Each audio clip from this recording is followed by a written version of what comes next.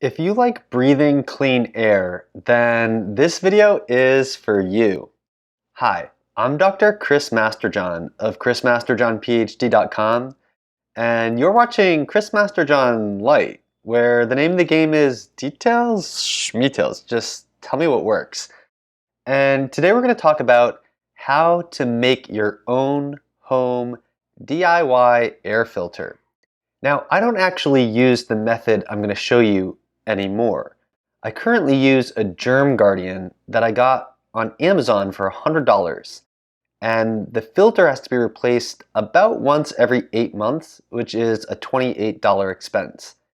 And it offers great air filtration and the benefit of treating the circulating air with ultraviolet light. However, if you're on a tight budget, then the method I'm going to show you today can be really useful. And in fact, I used this method for almost a decade before I got the Germ Guardian. I did not invent this method. I learned about it in a book called Mold Illness Made Simple by James Schaller and Gary Rosen. Now, I don't know if Gary Rosen invented it, but I hope he did because he called it the Rosen $25 air filter. It's going to cost you a little bit more than $25 today because inflation. Now, you need 3 things to make this air filter. Number 1, a box fan. Number 2, a MERV 11 filter. And number 3, some packing tape.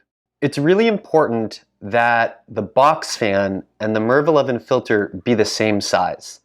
I think the simplest thing to do is to get a 20-inch box fan and a 20 by 20 by 1 MERV 11 filter. When you assemble it together, it's really important to place the arrow on the MERV 11 filter facing the direction through which air flows on the back of the box fan.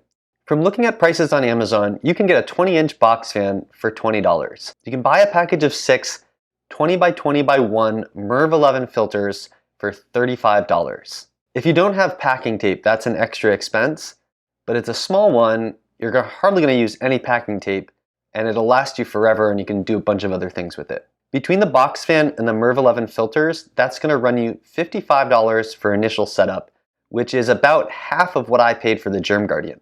But there's 6 MERV 11 filters in the package, which means that each replacement filter is less than $6. Compare that to the $28 replacement filters on the Germ Guardian, and it's almost 5 times less expensive in long-term costs. Like I said before, it takes me 8 months before I need to replace the filter on a Germ Guardian.